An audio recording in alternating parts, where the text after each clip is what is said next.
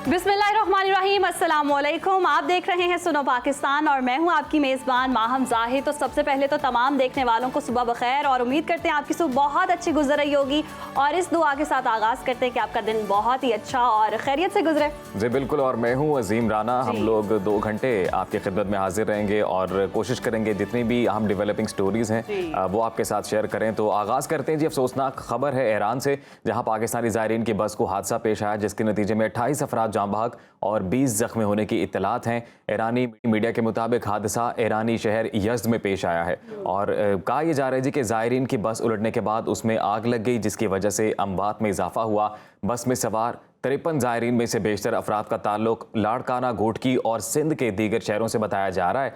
हलाल अहमर ईरान के मुताबिक बस हादसे में जख्मी होने वाले अफराद में मुतादिद की हालत तशवीशनाक बताई जा रही है। अफसोसनाक ये हादसा है और हम दुआ करते हैं कि सब ठीक ठाक ही हो और जितने भी ज़ख्मी हुए हैं इसमें उनकी जो हालत है वो जल्दी ठीक हो जाए और बेहतर हो जाए वो। तो इस हवाले से तो हम बात कर ही रहे हैं, लेकिन दूसरी तरफ अगर मौसम की बात करें अजीम, तो हम लाहौर में बैठे हुए हैं ऑब्वियसली। तो अभी हम लॉबी में बैठे हुए थे तो हम डिस्कस कर रहे थे कि मौसम बड़ा अच्छा हो गया है, हवाएं चल रही हैं, मूड भी अच्छा हो गया। मौसम अच्छा हो तो लेकिन मौसम जो है बड़ा अनप्रेडिक्टेबल है वहाँ लाहौर में भी। इवन लाहौर में भी कुछ एरियाज में बारिश हो रही होती है, कुछ एरियाज में बारिश का कोई नामो निशान नहीं होता। अच्छा जी, मैदानी इलाकों में तो सूरत हाल कई हद तक बेहतर है अगर हम मौसम की ओवरऑल बात करते हैं, लेकिन मुल्क के कुछ हिस्से, कुछ सूबों में सूरत हाल ऐसी है जहाँ पर सैलाबी सूरत हाल है। बिलखसूस जब बलूचिस्तान की हम बात करते हैं तो तूफ़ानी बारिशों और सैलाबी सूरत हाल की जो तबाहकारियाँ हैं वहाँ पर जारी हैं। और PDMA की जानिब से जारी रिपोर्ट के मुताबिक बारिशों के दौरान मजमूई तौर पर अब तक 21 अफराद बताए जा रहे हैं माहम जो जान की बाजी हार चुके हैं। जान की बाजी हार चुके हैं और मौसम अच्छा हो तो बेहतर होता है, लेकिन मौसम की अगर तबाहकारियाँ हो तो हम दुआई करते हैं कि सब खैर खैरियत से हो और जो बारिश है वो बाइस रहमत हो, जहमत ना हो। इसी हवाले से कोयटा में हमारे नुमाइंदे मौजूद हैं, फजल तवाब, उनसे जान लेते हैं। जी बताइएगा, अब तक कितना नुकसान हो चुका है, क्या सूरत हाल है इस वक्त और इंतजामिया की जानिब से क्या इंतजाम किए गए हैं? जी बिल्कुल, बलूचिस्तान में भी तूफ़ानी बारिशों और सैलाबी सूरत हाल ने तबाही मचा दी है और सूबे के मुख्तलिफ अजला में इस वक्त भी सैलाबी सूरत हाल जो है वो देहातों में बरकरार है। ख़ास तौर पर जो नसीराबाद डिवीज़न के मुख्तलिफ अजला है, डेरा लाया, जाफराबाद, सोबतपुर, जैकमाबाद और इसके साथ ही साथ जो जलमक्सी है, कच्ची बोलान है, वहाँ पर तकरीबन 110 से ज़ायद देहात ऐसे हैं जो सैलाबी रेलों की जद में आकर वहाँ पर मकीनों को शदीद मुश्किलात का सामना करना पड़ रहा है।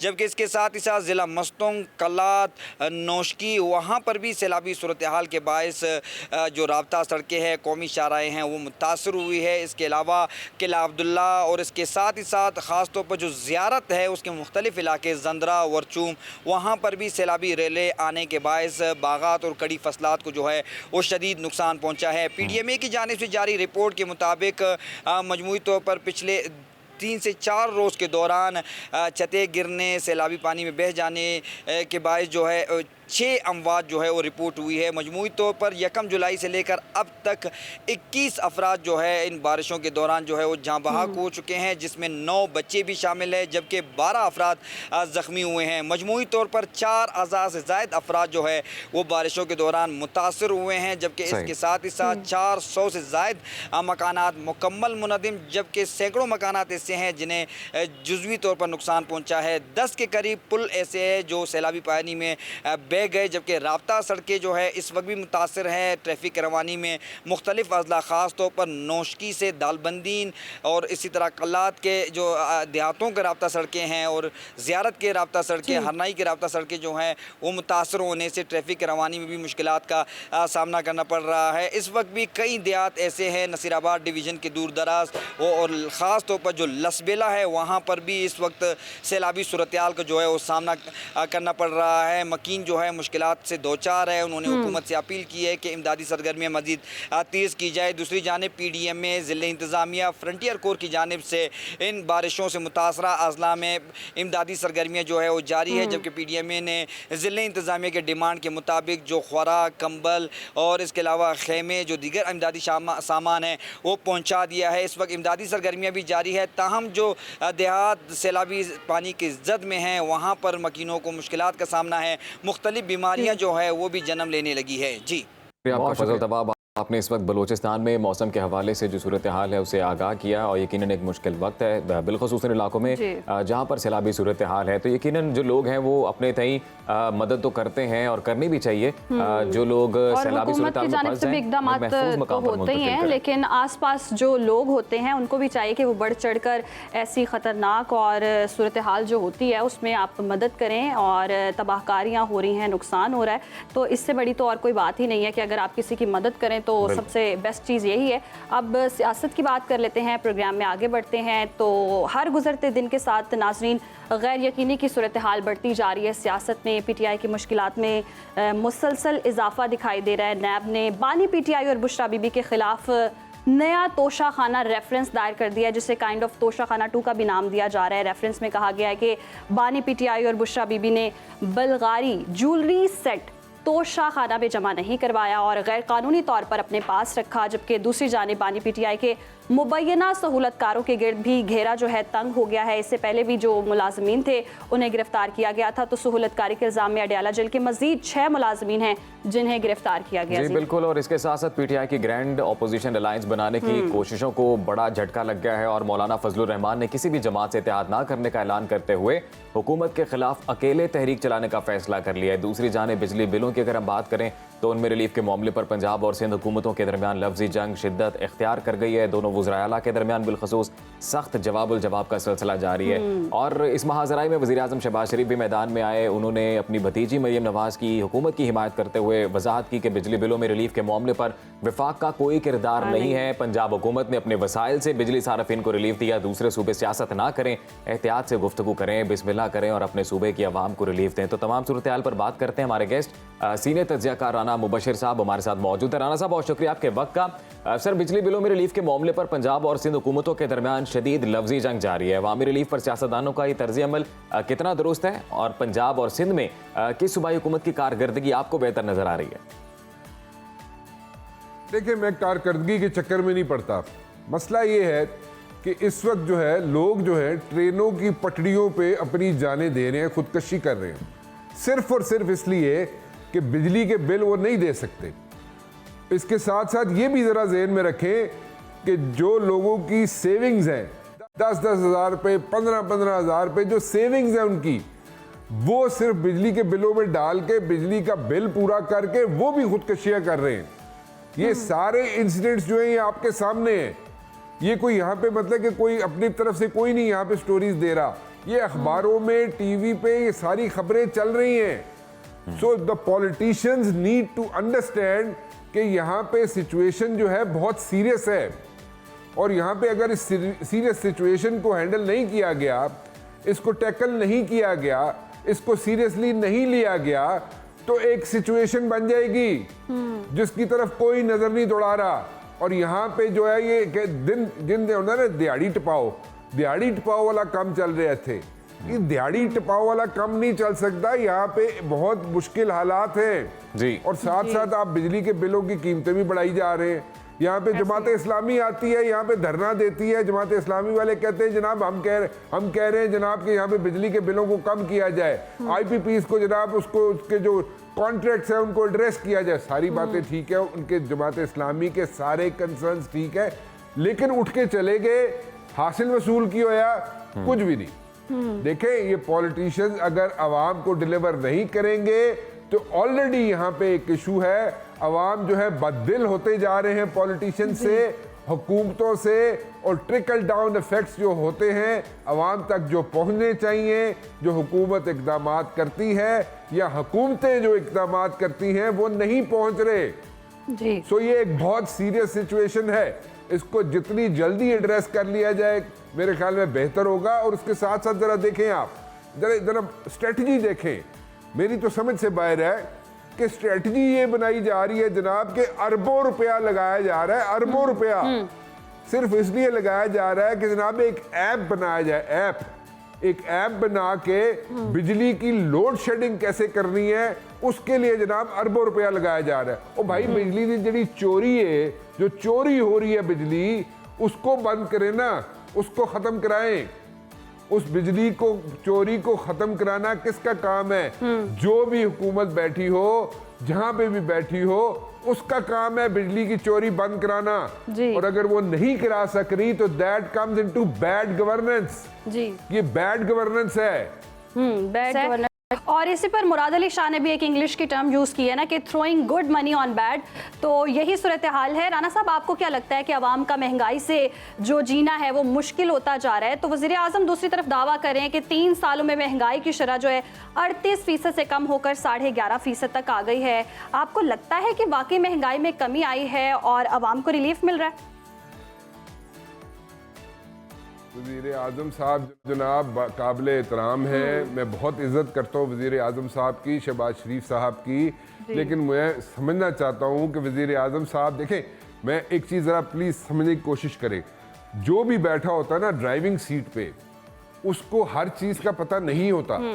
ये कोई रॉकेट साइंस नहीं, ये आम बात है। और इसमें अगर कोई कहा जाए कि वज़ीर आज़म साहब को हर चीज़ का इल्म होना चाहिए, ये उनको हर चीज़ का पता है, ऐसे नहीं होता। दुनिया में किसी जगह नहीं होता कि हर वजीर आजम को या हर बंदा जो ड्राइविंग सीट पे बैठा होता है उसको हर चीज का इल्म नहीं होता।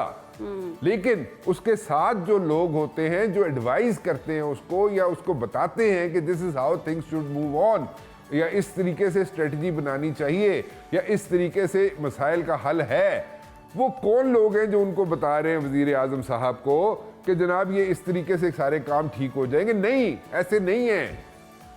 सो उनको वजीर आजम साहब को और सारे जितने भी लोग हैं जो भी आते हैं हुकूमतों में, उनके इर्द गिर्द एक ऐसे 2 4 6 लोग आ जाते हैं जो कि अपनी मनमानी करते हैं, और जो भी वजीर आजम होता है जो सामने फेस पे नजर आ रहा होता है उसकी सख्ती आती है बाद में, या उस वक्त उसकी सख्ती आती है जी। सो ये अपनी पॉलिटिकल कैरियर के साथ खेलने के मुतरादिफ है। ये पॉलिटिकल कैरियर जो है डैमेज करने के मुतरादिफ है। जो भी समझा रहा है उनको, जो भी स्ट्रेटजीज बनाने की कोशिश कर रहे हैं। ठीक है। अच्छा राना साहब, ये बताइए कि वज़ीर तवानाई अवैस लगारी ने बचत का नया फार्मूला पेश किया। उनकी जानिब से कहा गया कि 2 घंटे बिजली की लोड शेडिंग बर्दाश्त कर लें तो 50 अरब रुपए की बचत की जा सकती है। ये अनोखा और अजीब फार्मूला आपको समझ आ रहा है? देखो ना वज़ीर तवानाई जो है वो भी एक अच्छे आदमी है, लेकिन वज़ीर तवानाई की करे हूँ, ठीक है। वज़ीर तवानाई इथू छिकदा एक चीज़ तो उधरू निकल जाती है, उधरू छिकदा है तो इधर निकल जाती है। तो वज़ीर तवानाई की करे, ठीक है। वज़ीर तवानाई को एक ही बात समझ आई कि जनाब बिजली की लोड शेडिंग कर दो, और लोड शेडिंग करेंगे तो उसमें जनाब कई मतलब कि हज़ारों मिलियंस ऑफ डॉलर्स बच जाएंगे। Let me put it this way. So millions of dollars बच जाएंगे अगर लोड शेडिंग हो जाए। मैं वही तो गुजारिश कर रहा हूं कि लोड शेडिंग के लिए आप अरबों रुपया लगा रहे हैं कि उसको एक तरीका कार बनाया जाए और ऑटोमेटिकली लोड शेडिंग हो, और उस पे लोड शेडिंग का तरीका कार बनाने के लिए उसके ऐप बनाने के लिए उस पे जनाब आप एक उसका स्केड्यूल बनाने के लिए उस पे अरबों रुपए लगा रहे हैं। और जी चोरी हो रही है बिजली, वो तो फड़ लो। अगर वो चोरी बिजली आप बचा लेंगे या उसको उन लोगों को पकड़ लेंगे या उनको जनाब वो नहीं जाएगी डस्टबिन में, आई वुड से, तो वो जो बिलों में आम आदमी के बिलों में वो जो चार्जेस लग के आते हैं जो बिजली चोरी के जो भी नाम दे के बिलों में लगा देते हैं वो बच जाएंगे, उनका बोझ हल्का हो जाएगा। उस तरफ कोई नहीं देखता। उसके अलावा देखें यहाँ पे इंडस्ट्री है वो तो ताले लग रहे हैं। सितारा टेक्सटाइल मिल बहुत बड़ा यहाँ पे टेक्सटाइल मिल फैसलाबाद में जो मेरे ख्याल में 50s में शायद शुरू हुई थी, वो जनाब उन्होंने हज़ारों वहाँ पे अपने लोग जो हैं वो उन्होंने शेड कर दिए, बंद कर दिए, उनको भेज दिया, घरों में भेज दिया। सो वो हज़ारों लोग नहीं है, उनको मल्टीप्लाई कर लें, उनकी फैमिली जो है 4-4 बंदे एक फैमिली के पीछे तो लाजमी होंगे ना कम से कम। सो वो अंदाजा लगाएं कि हजारों क्या वो लाखों लोग जो है बेरोजगार हो गए। क्यों हो गए? कि बिजली जो है ठीक है बहुत बड़ा कंपोनेंट नहीं है टेक्सटाइल मिल्स में या किसी भी मिल में, लेकिन है तो सही ना, वो गैस की तरफ भी जाते हैं, ठीक है। जो टेक्सटाइल मिल्स हैं या और हैं सिर्फ बिजली पे काउंट नहीं करते, उनका और भी रिसोर्सेज यूज करते हैं। लेकिन अभी तो सर्दी आने वाली है, सर्दी में आपने फिर गैस के बिलों को आग लगा देनी है, गैस की चार्जेस बढ़ा देने हैं। तो इंटरनेशनल मार्केट में वायबल कैसे होंगे आप? आपकी प्रोडक्ट्स इंटरनेशनल मार्केट में वायबल कैसे होंगी? आप कैसे compete करेंगे? आप इर्द गिर्द देखें अपने, आप पाकिस्तान के इर्द गिर्द जितने ममालिक हैं वहां पे बिजली पर यूनिट कितने की मिल रही है? किसी ने पूछा है? 18 रुपये, 16 रुपये, 17 रुपये, इस तरह यहाँ पे बिजली मिल रही है आपको। इंडिया देख ले, ईरान देख ले, अफगानिस्तान देख लें, बोलते 18 रुपये। चलो यूनिट्स उसके सेंट्स के हिसाब से भी अगर आप काउंट कर लें तो ये 16-18 रुपये बनते हैं। 16-18 रुपये की अगर बिजली वहाँ पे पर यूनिट मिल रहा है और यहाँ पे आप 70-80 रुपये प्लस यहाँ पे आप बिजली का यूनिट दे रहे हैं, तो कितने कंपीट करोगे तुसी? केड़ी मार्केट कंपीट करोगे तुसी? क्या कौन सी प्रोडक्ट ऐसी बनाएंगे जो आप कंपीट कर लेंगे इंटरनेशनल मार्केट में? नहीं हो सकता, इट्स नॉट पॉसिबल।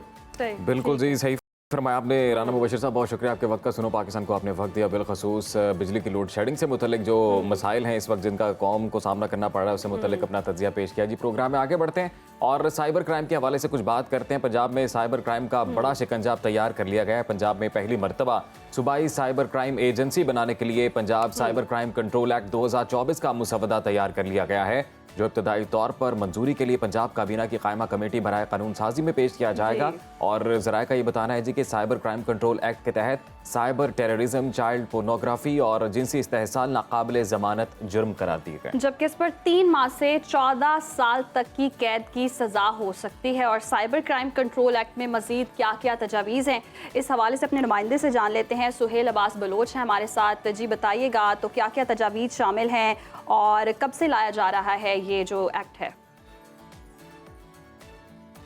जी बिल्कुल, पंजाब हुकूमत की जानिब से जो है वो साइबर क्राइम एक्ट जो है 2024 उसका मुसवदा तैयार कर लिया गया है। और साइबर क्राइम के हवाले से बढ़ते क्राइम की तदारुक के लिए ये फैसला किया गया। ख़ास तौर पर जो सोशल मीडिया पर इश्तियाल अंगेज़ी और जो इसके अलावा पोर्नोग्राफी समेत साइबर टेररिज्म के केसेस बढ़ते जा रहे हैं, इसके तदारुक के लिए पंजाब हुकूमत की जानिब से ये मुसवदा जो है वो तैयार किया गया और इसको स्टैंडिंग कमेटी जो है उसमें पेश किया जाएगा और उसके बाद काबीना में जो है वो मंजूरी ली जाएगी। फिर इस मुसवदा को जो है वो पंजाब असम्बली में लाया जाएगा और फिर पंजाब असम्बली की स्टैंडिंग कमेटी को जो है वो रेफर किया जाएगा और फिर ये बाज़ाब्ता तौर पर पंजाब असम्बली से इसकी मंजूरी ली जाएगी।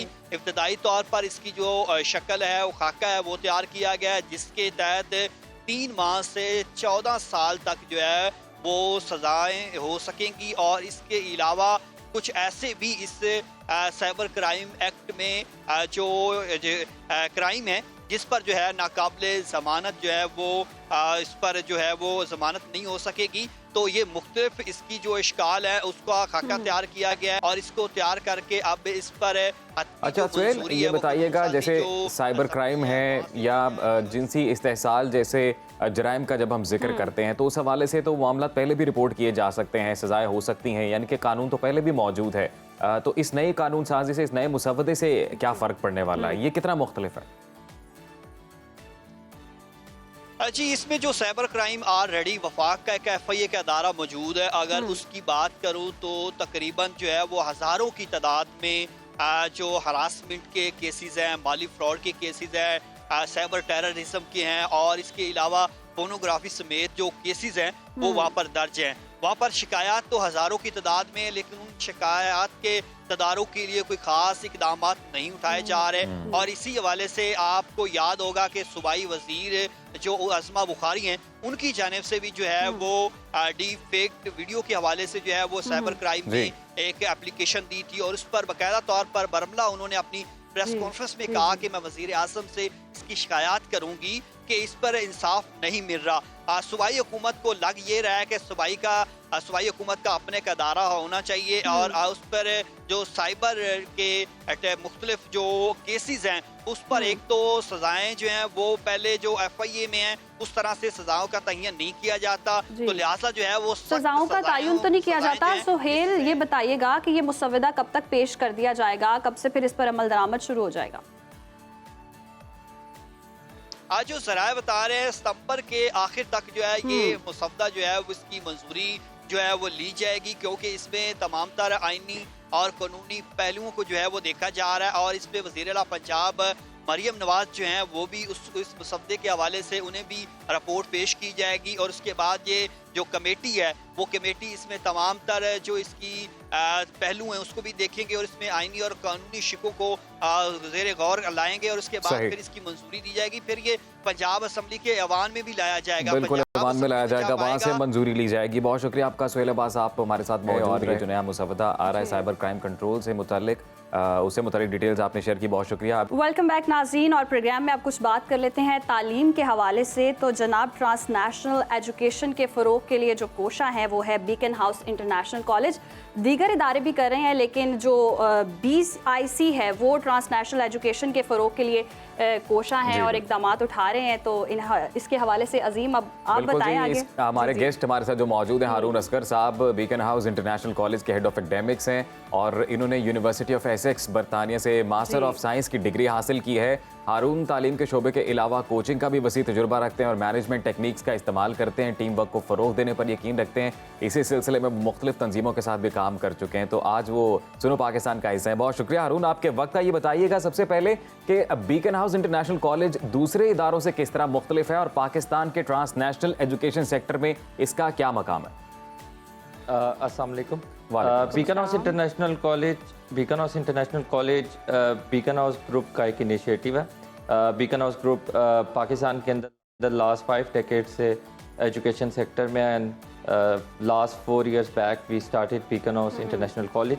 अच्छा, Beaconhouse International College unique इस तरह है कि पाकिस्तान में जो अंडर ग्रेड और पोस्ट ग्रेड की डिग्रीज़ हैं वो कन्वेंशनल पाथवे के थ्रू एक यूनिवर्सिटी के अंदर जाके आपको पाकिस्तान के अंदर ही डिग्री मिल जाती है। लेकिन बीकन हाउस इंटरनेशनल कॉलेज उस कन्वेंशनल मेथड को थोड़ा सा चेंज किया।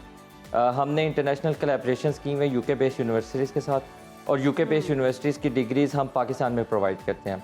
करंटली हमारे कैंपसेस लाहौर, फैसलाबाद और इस्लामाबाद में हैं, जिसके अंदर हम लॉ की degrees, computer science, software engineering, mechanical engineering, electrical engineering, psychology और ये डिग्रीज़ ऑफर करते हैं। अच्छा, बीकन हाउस इंटरनेशनल कॉलेज की जो डिग्रीज़ हैं वो हायर एजुकेशन कमीशन से रिकग्नाइज्ड हैं, plus first time ever in Pakistan हमारे पास इंजीनियरिंग प्रोग्राम है PEC रिकग्नाइज, जो बीकन हाउस इंटरनेशनल कॉलेज को यूनिक बनाता है अपने कंपेटिटर्स और मार्केट में।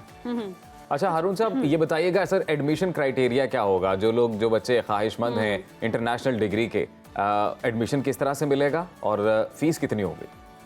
अच्छा, एडमिशन क्राइटेरिया बेसिकली हम इंटरनेशनल पार्टनर्स की जो डिग्री ऑफर कर रहे हैं, सो हमें रूल्स एंड रेगुलेशन एक तो पाकिस्तान के अंदर रहते हुए हायर एजुकेशन कमीशन के फॉलो करने पड़ते हैं, प्लस हमारे जो एडमिशन क्राइटेरिया है वो इंटरनेशनल पार्टनर का है, जिसको हम अगर आम अल्फाज में देखें तो 112 यूकेस पॉइंट यूकेस कैलकुलेशन होती है ब्रिटिश एजुकेशन की। तो 112 यूकेस पॉइंट है जो कि एक FSC के हिसाब से आप देखें तो इट्स लाइक 70%, और अगर आप A लेवल्स O लेवल्स में देखें तो BCC is like your criteria. अच्छा, जब बच्चे का ये क्राइटेरिया फुलफिल हो जाता है सो हम BIC उसको एनरोल कर देता है एक डिग्री प्रोग्राम के अंदर, और उसकी एनरोलमेंट के बाद उस बच्चे को user ID and VLE access is given by the international partner, और उसके पास एक इंटरनेशनल पार्टनर का student ID with their card and everything आ जाता है।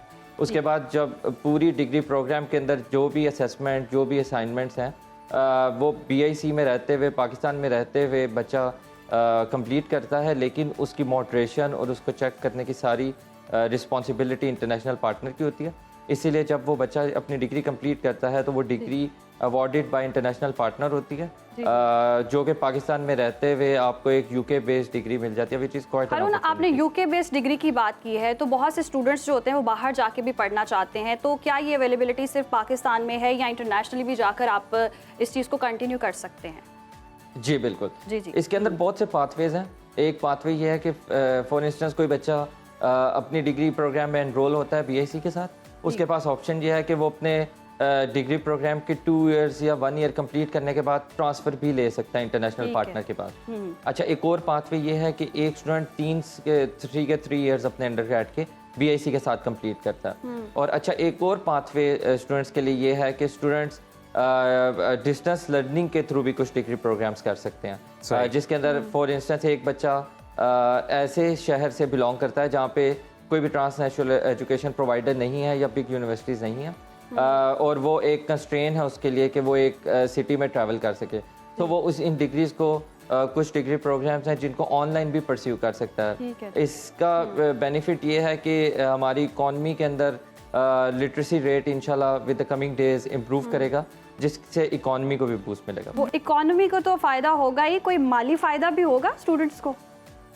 जी, माली फ़ायदा बहुत ज़्यादा है। अगर आप यूके की अगर आप एक डिग्री प्रोग्राम यूके जाके करना चाहते हैं तो यूके की रफ कॉस्ट 25 से 30,000 पाउंड आ ईयर है, जी। जो कि पाकिस्तानी 1 करोड़ के करीब बनती है। और आजकल के जो इकोनॉमिक सिचुएशन है, एक पेरेंट के लिए 1 करोड़ रुपया 1 साल का अपने बेटे या बेटी पे लगाना, it's a quite a difficult task. Whereas अगर आप BIC के अंदर वही डिग्री प्रोग्राम्स को परस्यू करेंगे तो you will be paying 1/10 of that cost, so आपकी कॉस्ट बहुत ज़्यादा डिक्रीज़ कर जाएगी। अच्छा, इसके अलावा जो एडिशनल कॉस्ट है जैसे कि ट्रैवल कॉस्ट, लिविंग कॉस्ट, ये भी आपको नहीं बेयर करनी पड़ेगी, क्योंकि जब पाकिस्तान में आप रहेंगे you will be staying at your comfort of your home. आप अपने पेरेंट्स के साथ होंगे एंड एक अंडरग्रेड की एज ऐसी होती है जिसके अंदर students are not that much independent. Pakistani students की अगर हम बात करें तो प्रेफरेंस यही होती है कि usually students go for post grad studies to UK. तो एक पाथवे है कि अगर पाकिस्तान में रहते हुए अपनी कंफर्ट, घर की कंफर्ट को छोड़े बगैर एक स्टूडेंट अगर डिग्री करना चाहता है तो this is a pathway for them. ठीक है। अच्छा अरुण, ये बताइएगा कि डिग्री इस प्रोग्राम के तहत अगर की जाए तो उसे एक्रीडेशन में कोई मसला तो नहीं आता? लोकली भी और इंटरनेशनली भी रिकग्नाइज्ड होती है ये डिग्री? जी, बिल्कुल ऐसे ही है। हमारी जब डिग्री हम लोग जब अपना इंस्टीट्यूट स्टार्ट करते हैं तो हमें higher education commission of Pakistan से अप्रूवल लेना पड़ता है। जी। अच्छा, ये सारी degrees higher education commission of Pakistan की अप्रूव्ड हैं। अलॉन्ग विद दैट जो इंजीनियरिंग की डिग्रीज हैं वो पाकिस्तान इंजीनियरिंग काउंसिल से भी अप्रूव्ड हैं। इसके अलावा लॉ की डिग्रीज पाकिस्तान बार काउंसिल से अप्रूव्ड हैं। तो ये जो स्टूडेंट्स हैं ये जो अब अपनी डिग्री कंप्लीट करेंगे they will have the approvals of all the accrediting body within Pakistan. इसके अलावा इंटरनेशनली, क्योंकि ये यूके बेस्ड डिग्रीज हैं और यूके की टॉप रैंक यूनिवर्सिटीज़ हैं, टॉप 500 यूनिवर्सिटीज़ हैं, तो इनकी इंटरनेशनल एक्सेप्टेंस तो ऑलरेडी मौजूद है। लेकिन पाकिस्तान के अंदर रहते हुए भी एक स्टूडेंट जब डिग्री कंप्लीट करता है तो वो पाकिस्तानी एक्रेडिटेशंस को भी फुलफिल करता है, जिसकी वजह से जॉब अपॉर्चुनिटीज़ भी ज़्यादा हो जाती हैं और कोई उनके लिए प्रॉब्लम भी नहीं होती आफ्टर। अरुण, जाते जाते अगर कोई मैसेज आप देना चाहें और बिलखसूस अगर ये बता दें कि क्यों जो नौजवान तालिब इल्म है वो बीकन हाउस इंटरनेशनल कॉलेज को ही चुने? हाँ जी, इसके पीछे मेन रीज़न ये है कि बीकन हाउस इंटरनेशनल कॉलेज की एक लेगेसी है। बीकन हाउस ग्रुप का एक मोटो है, जिसके जो मोटो मेन तरीन ये है कि हम एकेडमिक एक्सीलेंसी पे कॉम्प्रोमाइज़ नहीं करते। बीकन हाउस ग्रुप जो पाकिस्तान के अंदर एक अपनी उसकी एक आइडेंटिटी है, उसी आइडेंटिटी को लेकर चलते हुए बीकन हाउस इंटरनेशनल कॉलेज भी इस एक पाथवे स्टूडेंट्स को दे रहा है। अच्छा, इस पाथवे के अंदर सबसे मेन स्टूडेंट्स के लिए बेनिफिट ये है कि फाइनेंशियल बेनिफिट्स के साथ साथ एक जॉब अपॉर्चुनिटी बेनिफिट भी है, क्योंकि जो स्टूडेंट्स हमारे साथ एनरोल होते हैं और वो ट्रांसफ़र ले लेते हैं यूके के 1 ईयर के लिए, so they will be saving like 2 years cost. और 1 ईयर जब वो यूके में कंप्लीट करते हैं तो वो यूके का पोस्ट स्टडी वीज़ा के लिए भी एलिजिबल हो जाते हैं। अब पोस्ट स्टडी वीज़ा से एलिजिबिलिटी का फ़ायदा ये है कि वो जब यूके में अपनी जॉब को स्टार्ट करते हैं तो उनको एक हेड स्टार्ट सा मिल जाता है। जब वो पाकिस्तान वापस आते हैं एक इंटरनेशनल एक्सपोजर और इंटरनेशनल एक्सपीरियंस लेके, तो वो पाकिस्तान को अच्छी तरह सर्व कर सकते हैं। और वी आर क्वाइट होपफुल कि ये जो स्टूडेंट्स जो इंटरनेशनल डिग्रीज करके आते हैं they can boost our economy in the future. और होपफुली इंशाल्लाह in the coming days Pakistani economy will be in a better situation thanks to these students. सही, तो यानी कि स्टूडेंट्स जो हैं वो पाकिस्तान में बैठे भी यूके बेस्ड डिग्री हासिल कर सकते हैं, इंटरनेशनल डिग्री हासिल कर सकते हैं। तो हारून अस्कर हमारे साथ मौजूद थे, हेड ऑफ एकेडमिक्स थे। बहुत शुक्रिया आपके वक्त का, सुनो पाकिस्तान को आपने वक्त दिया। नाजरीन, चूहे पकड़ने का वक्त आ गया जी, क्योंकि पार्लियामेंट हाउस से कुछ खबरें आ रही हैं चूहों की और अब ये चूहे ख़त्म करने हैं, तो इसके लिए शिकारी बिल्लियों की खिदमत लेने की खबर हमने गुज़िश्ता रोज़ आपके साथ शेयर की थी। वो बिल्लियाँ भी दिखाई थी जो पॉसिबल कैंडिडेट्स थी इसके लिए। लेकिन अब हुकूमत की जानिब से सालाना 12 लाख रुपए का बजट रखा गया है कि पार्लियामेंट हाउस से चूहे किसी तरह ख़त्म करने, और इस हवाले से टेंडर भी जारी कर दिया गया जिसमें चूहे पकड़ने वाले 2 माहिरीन को हायर किया जाएगा। और हुकूमत के इस टेंडर पर फैसलाबाद से ताल्लुक रखने वाले चूहों के शिकारी उस्ताद कमर सामने आ गए हैं और पार्लियामेंट के चूहे पकड़ने के लिए सीडीए को अपनी खिदमत की पेशकश कर दी। अजीम, आपने सुना होगा वैसे जी, शिकार पे लोग निकलते हैं ना, हिरन का शिकार करते हैं, परिंदों का शिकार करते हैं, चूहों का शिकार करने के लिए भी एक माहिर हमारे सामने आए हैं, उस्ताद कमर साहब हैं। उनसे बात कर लेते हैं, हमारे साथ मौजूद भी हैं। बहुत शुक्रिया आपके वक्त का, सुनो पाकिस्तान को वक्त देने के लिए आपको वेलकम कहते हैं। कहिएगा जी, पार्लियामेंट हाउस में जो है चूहे आ गए हैं, भरमार है चूहों की, तो आप अपनी खिदमात पेश करने के लिए तैयार हैं? जी जी इंशाल्लाह ताला मैं आऊँगा। वहाँ से कोई बंदा मुझे फ़ोन करे असेंबली में से, मैं हाजिर हूँ इंशाल्लाह, मैं आऊँगा। अच्छा, तो उस्ताद कमर साहब अपनी कोई सीवी तो बताएं ना, मतलब अपनी कोई प्रोफाइल शेयर करें हमारे नाज़रीन के साथ। इससे पहले कितने चूहे पकड़े, कोई वाकया शिकारी चूहा कोई हाथ आ गया हो? भाई वाकया मैंने 2-2 किलो का बिचवा मारा हुआ है। काफी बड़े-बड़े मोटे-मोटे ताज़ा चूहे मैंने मारे हुए हैं और बड़े-बड़े खतरनाक चूहे मारे हैं जिन्होंने मेरे काफी ज्यादा दांत भी लगाए। शुक्र है अल्लाह का मुझे कोई नुकसान। अच्छा, ये आपने स्टेथोस्कोप पहना हुआ है गले में, आप क्या चूहों को चेक भी करते हैं, उनकी हार्ट बीट चेक करते हैं, किस नौयत का चूहा है, क्या बीमारी? मैं चेक करता हूँ। अच्छा, तो अच्छा ये बताइएगा, पार्लियामेंट हाउस में जो चूहे हैं ये सियासी चूहे भी हैं, किस किस्म के चूहे आप पहले पकड़ चुकी हैं? तो ये सियासी चूहे हैं, क्या कॉम्प्लिकेशंस आ सकती हैं पकड़ने में? उनको कड़ीकी लगा के पकड़ेंगे, कोई जहर दे के मारेंगे, क्या करेंगे? जी मुझे एक बार बुला लें असेंबली में, फिर मेरा काम देखना। असेंबली वाले हैरान हो जाएंगे, कोई बंदा असेंबली में आया था, असेंबली की सफाई करके गया है। तो कमर साहब, चार्जेस क्या है ये चूहे पकड़ने के? एक चूहा आप कितने का पकड़ते हैं? चार्जर मेरे यहाँ मोहल्ले में फीस 200 रुपये है। वहाँ मैं असेंबली में जाऊंगा तो चूहे के हिसाब से पैसे लूंगा। उन्होंने मंगाई जंगली बिल्ली है। 12 लाख रुपए का टेंडर है कमर साहब, 12 लाख रुपए का टेंडर दे रहे हैं ये। जी मुझे कोई बंदा बुलाया असेंबली में तो मैं जाऊंगा। 12 लाख रुपए का मुझे काफी बंदे जोर लगा रहे, कमर साहब जाओ, कमर साहब जाओ, कमर साहब जाओ। सही। तो कमर कोई अपना कोई दिलचस्प वाकया शेयर करें, कभी आपने कोई चूहा पकड़ने गए हो, कोई अनोखी वारदात कोई याद आ जाए? जी जी कोई ऐसा वाकया याद है? क्यों, कौन सा? कोई आप चूहा पकड़ने गए हैं, चूहे ने आप पे अटैक कर दिया हो, कोई ऐसा किस्सा कोई हो? मतलब आप चूहे को पकड़ने जाएं, चूहा आगे से आपको पकड़ ले, कोई ऐसा वाकया याद? काफी बार मेरे दांत भी लगाए, काफी खतरनाक। मेरे मेडिसिन में लेता मैं अल्लाह को ऊपर डोरियां फेंक देता हूँ, मैं अपने रब के ऊपर यकीन रख के जाता हूँ, अल्लाह जी का नाम लेता हूँ और काम शुरू करता हूँ और मजा आता है काम करने में। दिन के मैं काफी मोटे चूहे मार लेता हूँ। अब ये असेंबली वाले कह रहे हैं कि काफी मोटे चूहे आप मार लेते हैं, तो कमर साहब आपको ये ख्याल कैसे आया चूहे पकड़ने का? कब से आप ये काम कर रहे हैं? एजुकेशन क्या है आपकी इस हवाले से? तकरीबन कोई मेरी 17 साल उम्र है, ये तकरीबन 7 महीने हो गए अल्लाह पाक ने मुझे सेहत दिया है। मैं जेल के मुताबिक चूहे पकड़ता हूँ, बहुत खतरनाक चूहे, ठीक है ना? अच्छा कमर, ये भी बताइएगा आपके क्लाइंट्स जो हैं वो कहाँ पर मौजूद हैं पाकिस्तान भर में, और किस तरह से रब्ता किया जाता है आपके साथ? मैं कार्ड एक वायरल हुआ था उस्ताद कमर चूहे पकड़ने वाला, उसके नीचे मेरा नंबर लिखा है। अच्छा, आपका कार्ड भी है? सही। जी जी मेरा सोशल मीडिया पे कार्ड भी वायरल हुआ था और काफी बड़े एंकरों ने मेरा इंटरव्यू किया था। अच्छा, ठीक है। तो मुल्क के बाहर भी कोई खिदमात सर अंजाम दी आपने? कोई इंटरनेशनल लेवल पे किसी ने रब्ता किया हो? जी किया है, मेरे साथ रब्ता तो काफी बंदे करते हैं। मेरे पास बारी नहीं होती इतनी दूर किया। सऊदीया से भी कॉलें आ रही हैं, काफी बहरीन से, बहुत दूर इलाकों से फोन आ रहे हैं। काम मुझे एक नंबर आता है, बारी नहीं मेरे पास। अच्छा कमर, पार्लियामेंट हाउस में 50,000 चूहे हैं, तो कब तक, कितना टाइम लगेगा इनका सफाया करने में आपको? जब मैं जाऊंगा तो तब काम शुरू कर दूंगा। अच्छा, बुलाएंगे तो जाऊंगा ना इंशाल्लाह, पक्की उम्मीद है। कितनी रकम आप वसूल करना चाहते हैं? आप मुतमईन है ये 12 लाख इनफ है या इससे ज्यादा भी आपकी कोई डिमांड है? सिर्फ मुझे ये 3 लाख रुपया दे दे। मैंने सिर्फ चूहों के लिए सामान ही लाना है, मुझे कुछ ना दे, ठीक है ना? मैंने सिर्फ चूहों के लिए सामान ही लाना है, खिड़कियां और कुछ ये जाती सामान लाना है, मैंने जाती मेडिसिन। मजा आ जाएगा उन लोगों को। असेंबली में कोई बंदा आया था। तो इन केस अगर आपको ये पैसे नहीं मिलते, चूहे भी साफ हो जाते, तो फिर आप क्या करेंगे? जी चूहों के मुझे पैसे ना दें, मुझे 3 लाख रुपया सिर्फ दे दें। ये 12 लाख रुपए का बजट जारी हुआ है, मुझे सिर्फ 3 लाख दे दें। तो कमर, आपको शौक कैसे पड़ा चूहे पकड़ने का?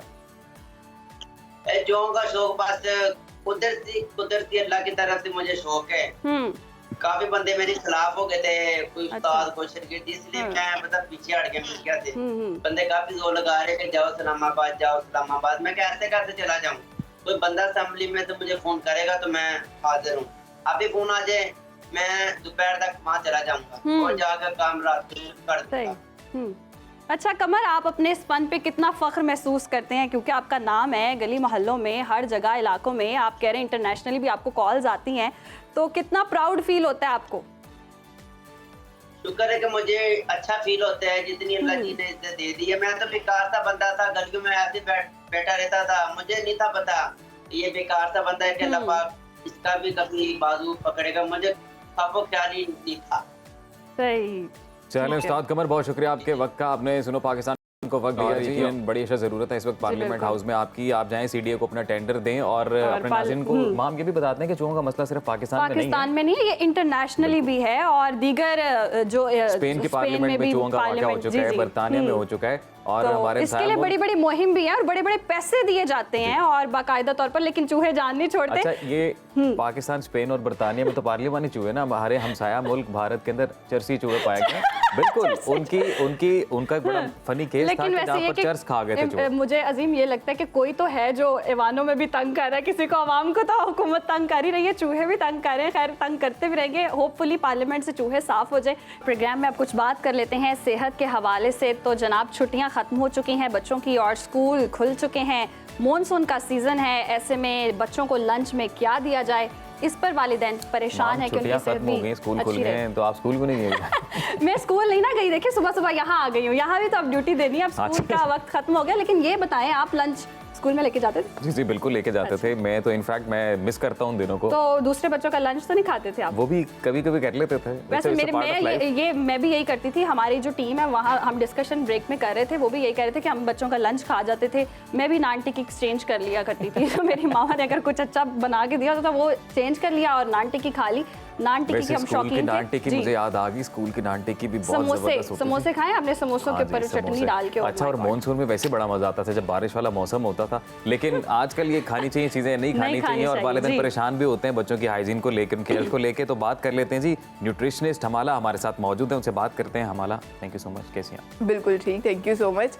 बड़ा इंपॉर्टेंट और बड़ा मजेदार सा टॉपिक है आज। जी बिल्कुल। आपको भी स्कूल याद आया? स्कूल याद आ गया। तो आप लंच में क्या खाती थी पहले, तो हम ये जान लेते हैं। तब नहीं पता था कि न्यूट्रिशनिस्ट बनूंगी। वेरी नाइस, ठीक है। तो अब न्यूट्रिशनिस्ट बनने के बाद अब आपकी क्या राय है कि बच्चों को लंच में क्या देना चाहिए? मॉनसून का सीजन है और ऐसे में वालिदैन परेशान है कि क्या बच्चों को लंच में दिया जाए जिससे उनकी सेहत भी अच्छी रहे और बच्चे शौक से खाएं भी। बिल्कुल, बड़ा ही इंपॉर्टेंट टॉपिक है और इसमें बच्चों से ज़्यादा माओं को अवेयर करना बहुत ज़्यादा ज़रूरी है। जितना हम माओं को अवेयर करेंगे और डिफरेंट रेसिपीज़ या डिशेज़ उन तक पहुंचाएंगे और उनको डिफरेंट ऑप्शंस बताएंगे, उतना ही उनके लिए जो है ये फ़ायदेमंद रहेगा। क्योंकि डिफरेंट लोग जब डिफरेंट तरह की चीज़ें ट्राई कर रहे होते हैं तो ऐसी चीज़ें कुछ होती हैं जो बच्चे पसंद नहीं कर रहे होते खाने में, और बच्चे हमेशा ईजी टू गो चीज़ों की तरफ जा रहे होते हैं, जो जैसे कि फ्राइड आइटम्स हमारे पास बहुत ज़्यादा अवेलेबल है मार्केट में, इंस्टेंट फूड्स होते हैं। लेकिन मुझे ये समझ नहीं आता कि बच्चे जो फ्राइज और इस तरह के फास्ट फूड लेकर जाते हैं, ये ठंडे फ्राइज खाते कैसे हैं स्कूल में? तो बड़ा ही गलत कॉन्सेप्ट सेट है, उनके अंदर कैसे जाते हैं वो, लेकिन बस उनके माइंड के साथ वो रिवॉर्ड और अच्छा लंच। हम लोग स्कूल में थे, मुझे याद है, मतलब हम भी उन्हीं बच्चों में शामिल थे, लेकिन कई बार ऐसा होता था कि मोस्ट ऑफ द टाइम अगर रात को पेरेंट्स लेके गए ना बाहर कहीं किसी फास्ट फूड चेन पे कुछ खिलाने के लिए, वो बर्गर्स ला के रख लिए फ्रिज में और वो सुबह स्कूल लेके जाते। आपकी भी हिम्मत, आप ठंडे बर्गर और ठंडे फ्राइज कैसे खाते थे? बिल्कुल ऐसे ही है वो, क्योंकि हमने उसको रिवॉर्ड के साथ एसोसिएट कर दिया है कि ये अच्छी चीज़ है और ये जब मिलेगी तो जिस भी फॉर्म में वो हमने इनटेक कर लेनी है। अच्छा, इन्हीं चीज़ों को अगर हम थोड़ा सा मॉडिफाई करके माएँ अपने बच्चों को लंच में दें, जैसे कि बात कीजिए तो टॉर्टिला रैप्स बिल्कुल आम मार्केट से बड़े इजीली अवेलेबल होते हैं। अगर आप ब्राउन ब्रेड के टॉर्टिला रैप्स लेते हैं, होल व्हीट के नाले ब्राउन के ले लें, तो उसके अंदर आप बच्चों की फेवरेट सब्जी जैसे गाजर बच्चे खा लेते हैं, खीरा हो गया, प्याज हो गई, इस तरह की सब्जियां लगाएं और साथ सॉसेस की जगह मिंट रायता बिल्कुल 1 चम्मच ऐड कर लें और उसके साथ अगर आप 2 सीख कबाब रखकर उनको रोल करके एक रैप बना दें तो वो उनके लिए बड़ा फायदेमंद रहेगा। उनको फास्ट फूड वाली क्रेविंग भी पूरी हो जाएगी और वो हेल्दी लंच भी बन जाएगा उनके लिए। ठीक है, इसमें बच्चे होते हैं समटाइम वो सब्जी नहीं खाना पसंद कर रहे होते, थोड़ी सी ओमिट करते हैं, लेकिन खीरा और प्याज अगर आप लगा के दे तो समूह बच्चे खा लेते हैं, चॉप करके दें, पता ना चले उन्हें, इस तरह से हो सकता है। तो हेल्दी वेजिटेबल्स कौन सी हैं इस मौसम में स्पेशली के? अच्छा, ये और टोटली डिपेंड करता है बच्चे की प्रेफरेंस पे कि बच्चा क्या खाना पसंद करता है। वेजिटेबल्स टोटली हेल्दी हैं apart from potato and peas. Potato और पीस भी अगर आप देखेंगे आपका बच्चा ओबीज नहीं है, इतना ज्यादा उसका वेट नहीं गेन हो रहा, तो आप दिन में उसको एक पोटैटो मैश करके बॉईल करके किसी ना किसी फॉर्म में दे सकते हैं। लेकिन अगर आपको लग रहा है कि आपका बच्चा वो सुबह भी पोटैटो खा रहा है, रात को आके उसी पोटैटो के फ्राइज भी खा रहा है, तो वो डबल डोज हो जाएगी, तो उससे हमें परहेज करना तो चाहिए। हमारा ये नूडल्स के बारे में आप क्या कहेंगे? बच्चे नूडल्स बड़े शौक से खाते हैं, हम भी बड़े शौक से खाते हैं, हमारे अंदर भी एक बच्चा है जो नूडल्स खाना बहुत पसंद करता है। तो नूडल्स अगेन वही बात, ठंडे नूडल्स कैसे खा रहे हैं वो बिल्कुल समझ नहीं आ रही है चीज। अच्छा, नूडल्स या स्पेगेटी या मैक्रोनीज, इस तरह की डिफरेंट चीजें जो है माओ को इनकरेज करूंगी कि बना कर दे अपने बच्चों को, ठीक है। उसके अंदर आप बोनलेस मीट यूज करें, बोनलेस मीट जो है वो बच्चे खा सकते हैं। इसके साथ साथ चिली सॉसेस जो होती है बिल्कुल माइनर क्वांटिटी में यूज करें ताकि बच्चे को बस टेस्ट आए,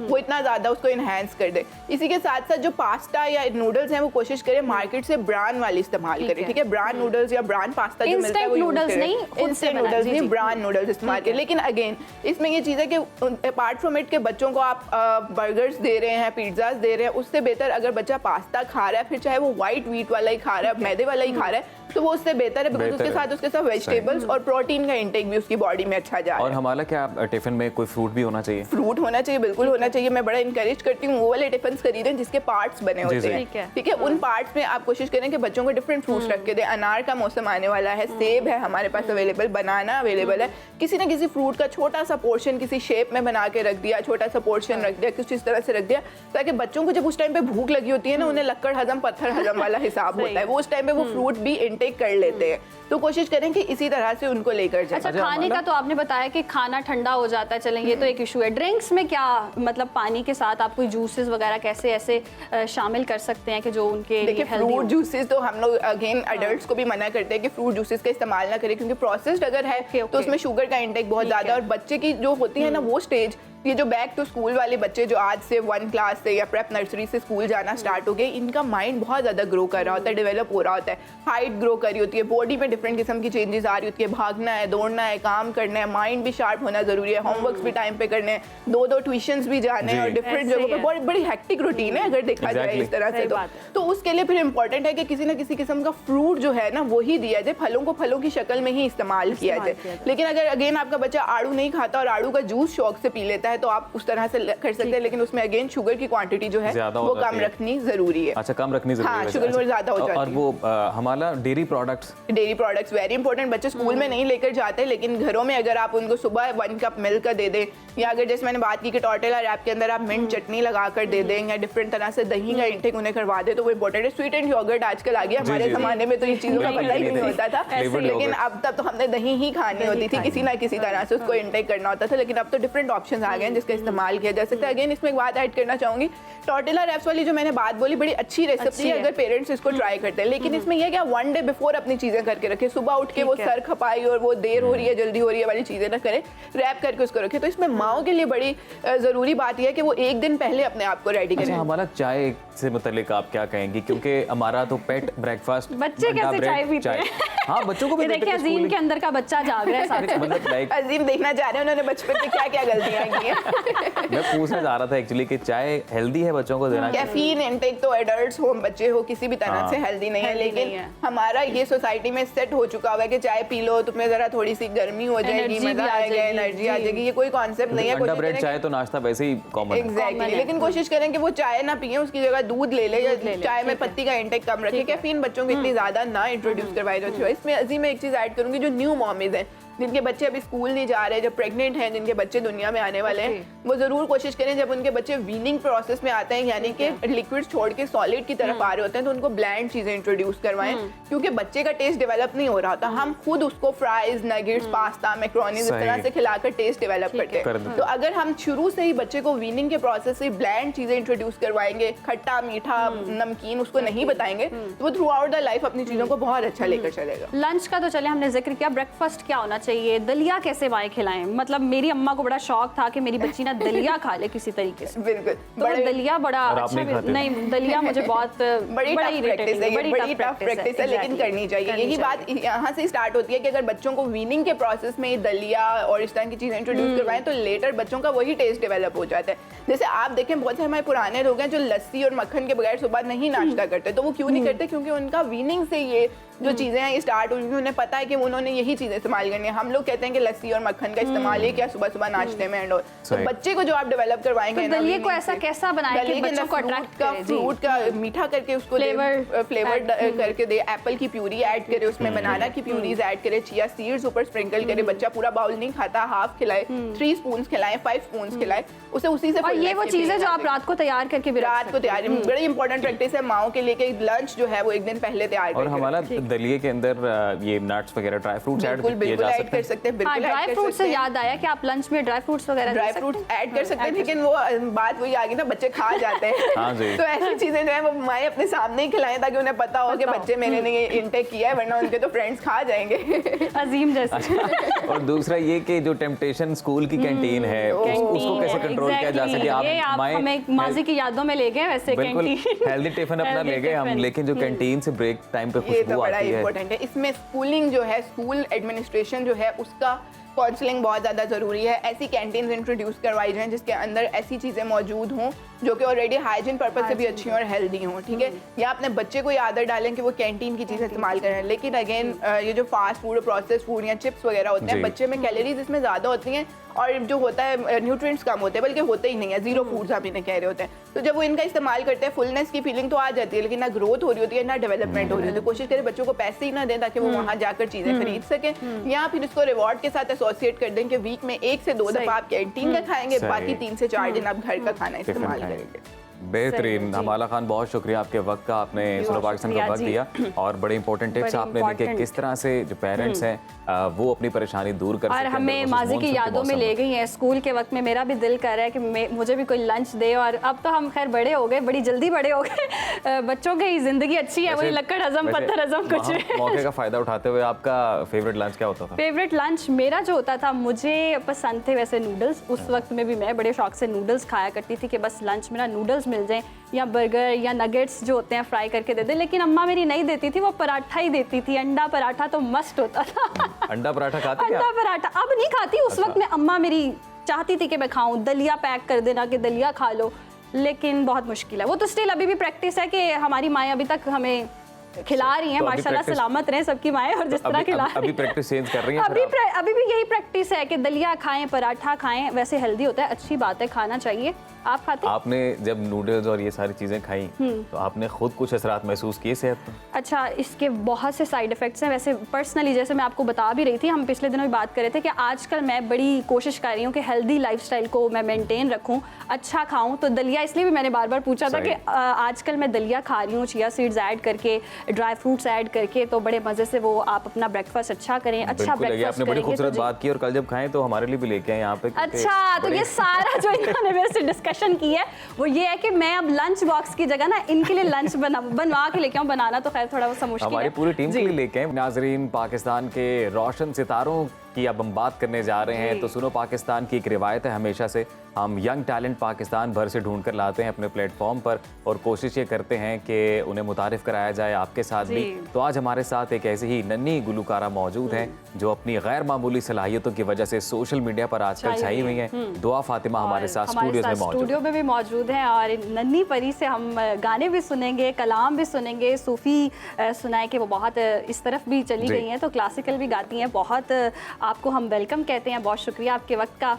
तो दुआ बताइएगा, ये आपकी वजह शोहरत क्या बनी और कैसे आपने आगाज़ किया? ये शौक़ कैसे पैदा हुआ आपको गुलकारी का? मुझे 5 साल की उम्र में शौक़ पैदा हुआ, और गाने के हवाले से मेरे फादर मुझे क्लास देते थे, और म्यूज़िक के हवाले से मैं Surtaal academy, sir Zubair, sir Ziaul Haq और राहत भाई, ये मेरे उस्ताद। अच्छा, और इसीलिए आपका नाम दुआ फातिमा KM हुआ। KM मेरे वालिद साहब का नाम है, और जो M है वो मेरे दादा का नाम। तो वालिद साहब भी गाते हैं? गाते थे, लेकिन अब मैं गाती हूँ। अब आप दुआ, आपसे हम और भी बड़ी इन डिटेल बात करेंगे। हम चाहते हैं जो कलाम आपकी वजह शोहरत बना, जिसने आपको शोहरत दिलाई, आप वो सुनाएं जरा हमें। वो मैंने सबसे पहले स्टार्ट किया था सारा अली बग्गे के घर गाना। जी जी प्लीज।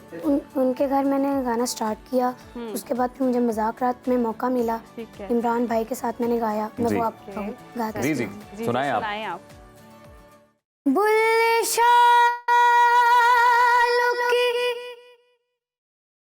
यार हंस के मना लेंदे, साडा रोना भी ना मंजूर होया। अलिफ ला बे बेहिश्ता मी मोहम्मद मेरा कुल नफस्ते तबक सारे औदाए चेहरा। तूर सीना जबल मूसा हो तजल्ली खुदा जिस तल के आबाद है काबा तेरा मक्का तेरा। मौला तेरियां उच्चियां शाना मौला तेरियां उच्चियां शाना। बोले बोले तेरा दीवाना मन भावे मट्टी दी डेरियां मैं तेरियां दीदार दे मेरे इश्क को निखार दे। दीदार दे मेरे इश्क को निखार दे। मेरी रूह को सदकार दे अरदास सुन ले मेरी मन भावे मट्टी दी डेरियां मैं तेरियां। दुआ फातिमा, बड़ा ही खूबसूरत कलाम, बहुत खूबसूरत कलाम। ये किसने सिखाया आपको? ये मेरे पापा ने सिखाया। पापा ने सिखाया है, ठीक है। तो यही आपका विजन था जैसे ही आप स्टार्ट करते हैं, यंग एज में आपने शुरू कर दिया है, तो कोई और जॉनरा, क्लासिक ही गाने का शौक था कि आप क्लासिक ही गाएं, सूफीज़म की तरफ जाएं? ये अब्बा की तरफ से आपको विजन दिया गया या आपका खुद का ये शौक है? ये मेरे खुद का भी शौक है और मेरे बाबा का भी शौक है कि मैं सूफी कलाम गाऊं। सूफी कलाम गाएं। सनम जी और आबदा परवीन साहिबा, मेरा दिल करता है कि मैं आपकी इंस्पिरेशन है जी। ठीक है। दुआ, आपकी एज क्या है?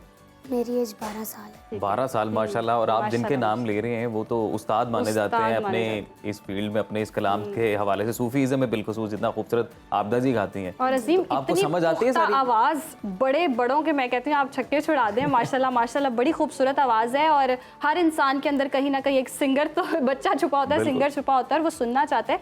आपकी आवाज़ इतनी पुख्तगी है, कब से आप सीख रही हैं, किस एज से आपने शुरू किया और कौन सी क्लास में पढ़ती हैं, ये भी कुछ हमें बताएं ना अपने बारे में। ये मैं अपने बाबा से सीखती थी। 5 साल की उम्र थी। 5 साल की उम्र तो मैं गुनगुनाती थी। बस फिर मेरे पापा को पता चल गया कि इसको गाने का शौक है, सूफी गाने का शौक है, तो इसको क्यों ना टैलेंट को आगे बढ़ाया जाए। और मैं पढ़ती 5 क्लास में पढ़ती हूँ। तो आप स्कूल में भी पार्टिसिपेट करती हैं? जी, जुम्मे वाले दिन, मतलब फ्राइडे वाले दिन मुझे कहते हैं कि आप नात पढ़ें। तो एप्रिसिएशन मिलती है, दुआ, कैसा महसूस होता है? बहुत अच्छा महसूस होता है मुझे। मेरी टीचर्स भी मुझे क्लैप्स करती हैं मेरे लिए, सब बच्चे मेरे लिए बहुत क्लैपिंग करते हैं, बहुत अच्छा लगता है। तो अभी हम भी क्लैपिंग करना चाह रहे हैं, कुछ और भी अगर आप सुनाएं हमें। जी, आपका केसरिया मैंने सुना हुआ है पर्सनली भी, मैं इनको थोड़ा सा, या कोई और अगर आप कोई और सूफी कलाम सुनाना चाहती हैं, लेकिन केसरिया का भी हम आपके बड़े फैन हैं, केसरिया के। जी ज़रूर, वो भी सुनाऊंगी, लेकिन हमके बारी ताला आपको सुनाना चाहूँगी। चलिए, आबदा जी की और उनके साथ ठीक है, एक और ने जिसने गाया है। तर्ज सनाए मन में दूनम एनूर कल्बी एनूर रूहम काबाए दिल हक किबलाए दिल हक इश्क़ हकीकी खालिक के आलम, ये सब तुम्हारा करम है आका। के बात अब तक बनी हुई है, ये सब तुम्हारा करम है आका। ऐ मेरे मालिक,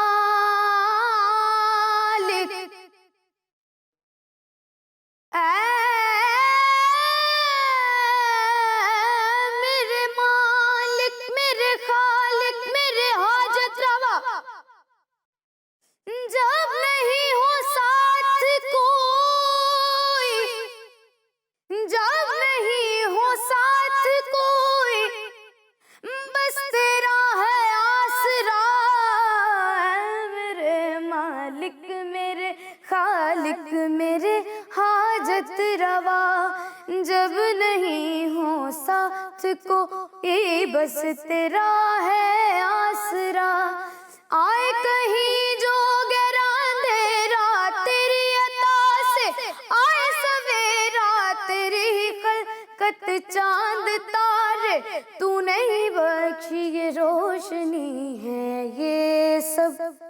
तुम्हारा करम है आका, अल्लाहु अल्लाह अल्लाहु अल्लाह।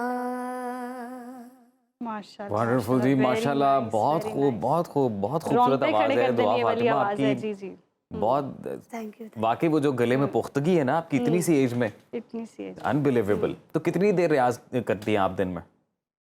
दिन में 2 बारी तो मेरे बाबा मुझे करवा देते हैं, और ठीक है। फ्राइडे और जुमेरात को मैं क्लास लेने चल जाती हूँ सुरताल एकेडमी में, सर जियाद से, सर जुबैर से और राहत भाई से। वो मेरे उस्ताद हैं। तो दुआ मैनेज कैसे करती हैं, क्योंकि इस एज में तो पढ़ाई का भी प्रेशर होता है कि आप आगे स्कूल में भी आपकी जो है वो ग्रोथ हो रही होती है, आपकी क्लासेस चेंज हो रही होती हैं, और साथ साथ एक म्यूजिक भी साथ साथ, तो ये मैनेज कर लेती हैं आराम से आप? नहीं, मैंने अपने बाबा को भी एक बार ही कहा था कि इतना मेरे पे बर्डन है, तो मेरे बाबा ने कहा था दुनिया तो बहुत कुछ कर गई है, सही बात, हमने तो भी कुछ किया ही नहीं है। माशाल्लाह, वेरी उनकी नाइस। बात सुनकर मैंने कहा ठीक है, फिर मैं इसके साथ पढ़ाई भी कर रही हूँ अच्छा। और म्यूजिक। तो ये सारी हिम्मत माशाल्लाह बाबा की तरफ से आती है, और आप इतनी बाहिम्मत हैं कि स्टडीज़ भी मैनेज कर रही हैं और पढ़ भी रही, साथ साथ पढ़ भी रही हैं, और सूफ़ीज़म और सूफ़ी कलाम भी इतने माशाल्लाह, इतने पुख्ता आपके सुर हैं। बड़े बड़ों मैं कहती हूँ इतने हम लोग सुनते भी रहते हैं, लेकिन आपकी आवाज़ जनरली एक ट्रू टैलेंट है। आगे आपका क्या विजन है? और ये माहम भी गाती हैं, और माहम अगर आपकी तारीफ करें तो बहुत अच्छी बात है। वाकई माहम तो नहीं बहुत अच्छा मैं गाती कोई इतनी, अल्लाह माफ़ करे, इतनी भी कोई बहुत अच्छी अच्छा गाती हैं। अच्छा गाती हूँ, लेकिन क्या ही बात है, इस लड़की के माशाल्लाह सुर बहुत ही पुख्ता हैं, जो कि मैं कहती हूँ किसी बड़े के भी कुछ और सुना दे, हमारा दिल करे आप गाती रहें और हम आपको बस सुनते रहें, क्योंकि टाइम नहीं वेस्ट करना, हमारे पास इतना अच्छा टैलेंट है। तो वो जो आप कह रही हैं कि हम आपके बहुत बड़े फ़ैन हैं केसरिया के, वो आपको सुनाना जी जी, चाहूँगी। सुना दें प्लीज। ना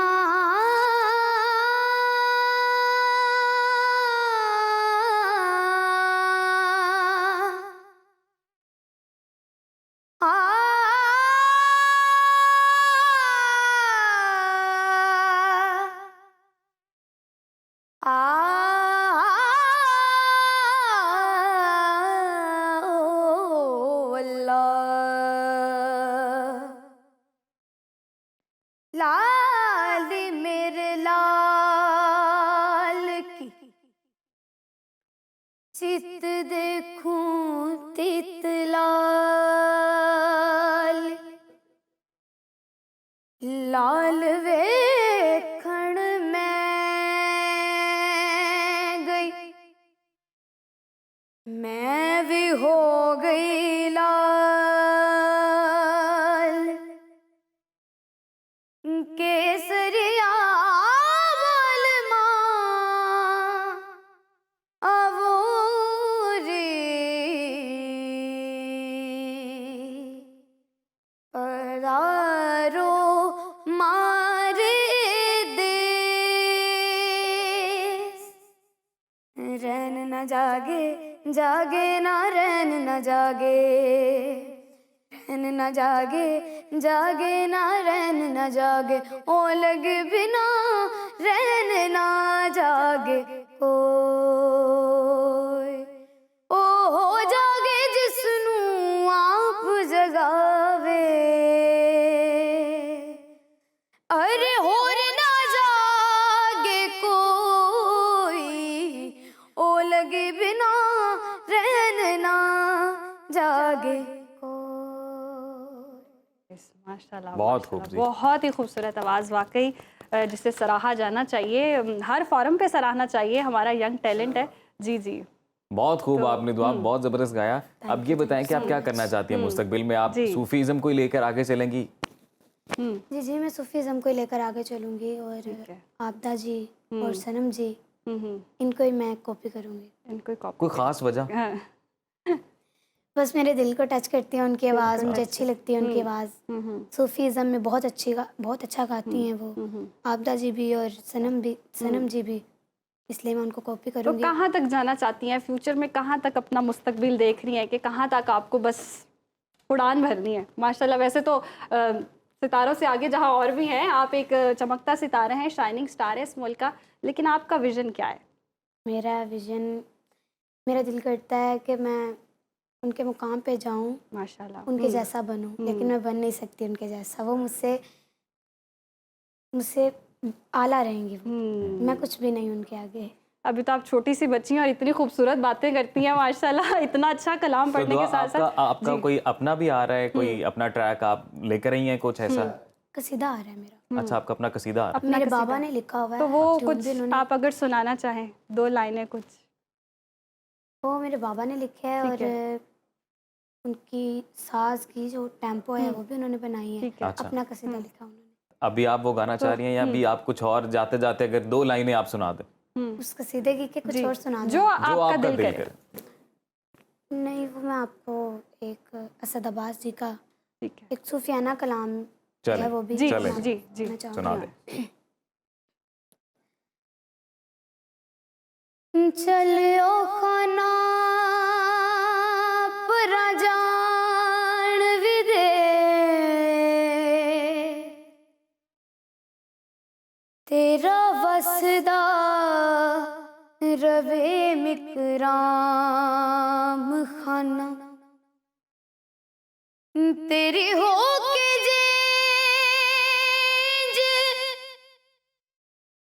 रुले दी रही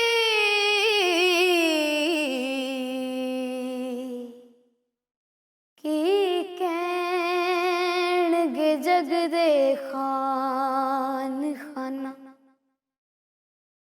मसला रब नावे मैनू दस जावे, मेरा मुक जाए रोण कुरलान खाना, सरदार जे तू चंगिया गलना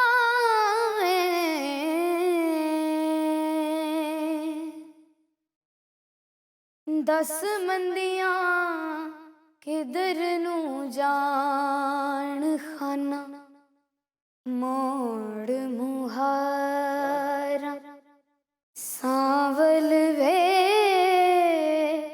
कईयां देरा लाया ने, मोड़ मुहारा सांवल वे कईयां देरा लाया ने, आना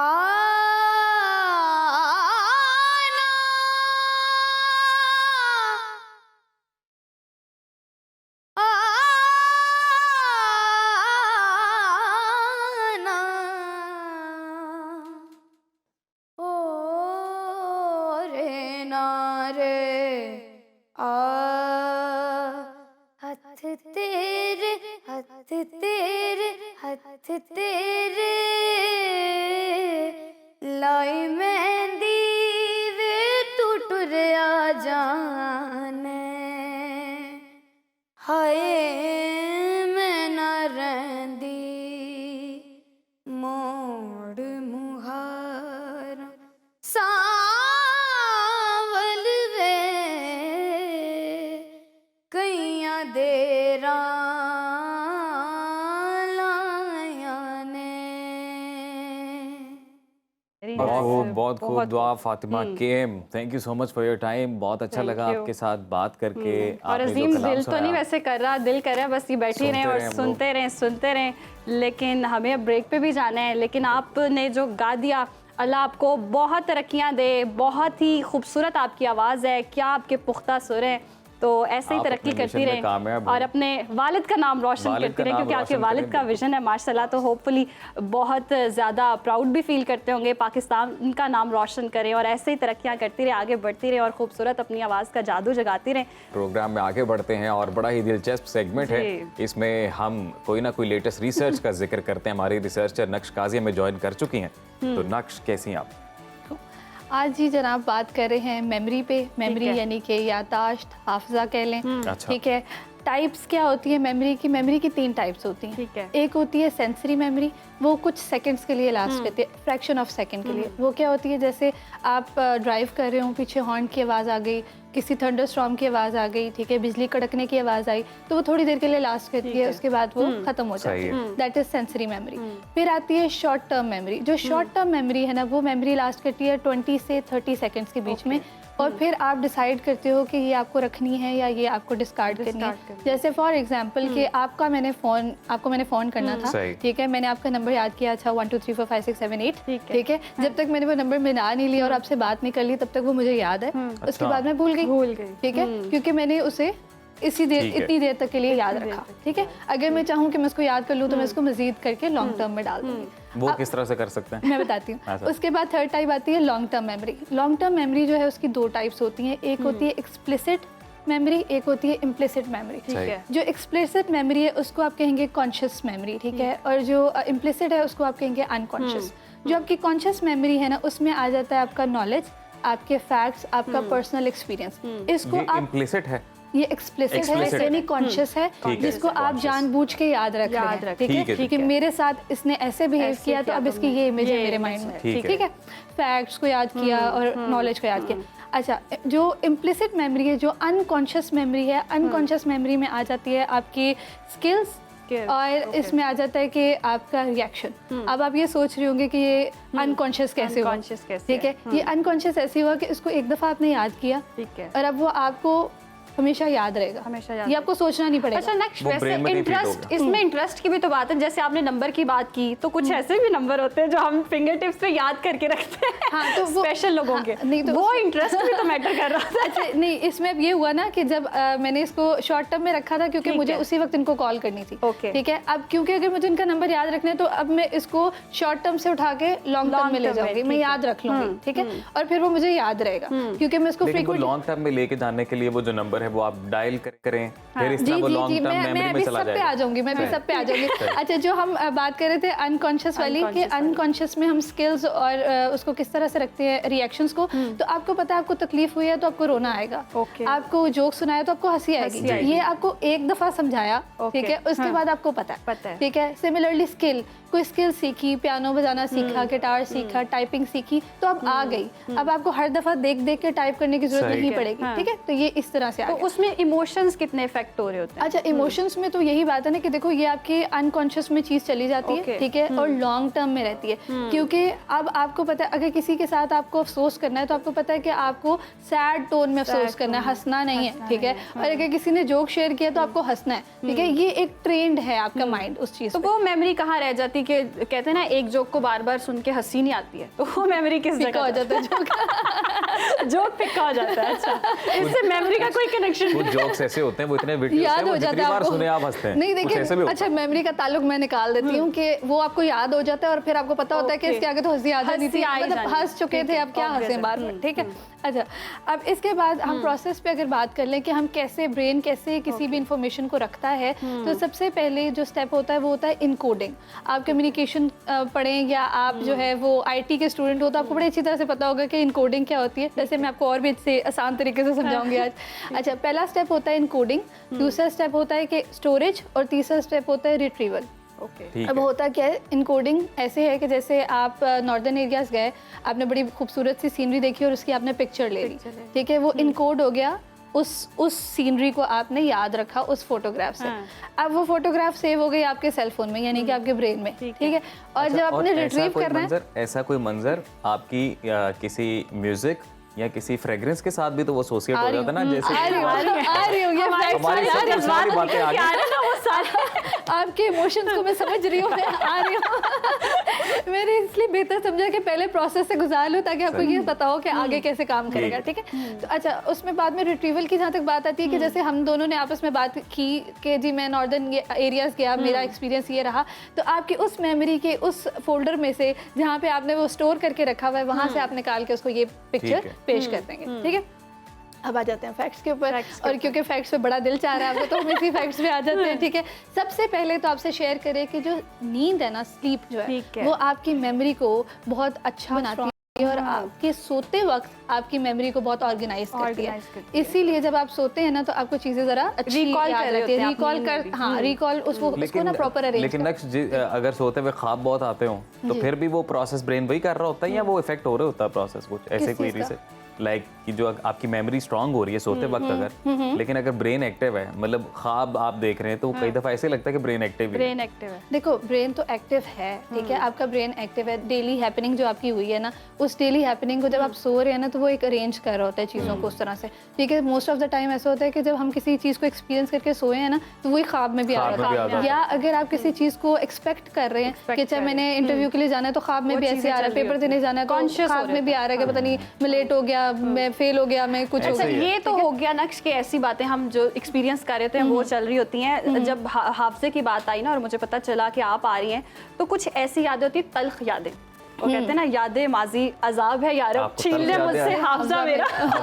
तो हाँ जी, नहीं तल्ख यादें नहीं आ रही, कुछ होती हैं पास्ट की, माजी की, जो लॉन्ग टर्म मेमोरी में रह जाती हैं, वो कैसे भुलाई जा सकती हैं। अच्छा, बिल्कुल मैं बता देती हूँ, मैं बिल्कुल $1 बिलियन सवाल है।